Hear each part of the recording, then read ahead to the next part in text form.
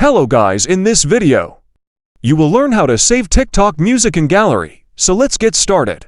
Open TikTok and play that video from which you want to save music. Now click on the share option and copy the video's link. Done. Now open Chrome browser in your mobile phone. Go to Google and search this website.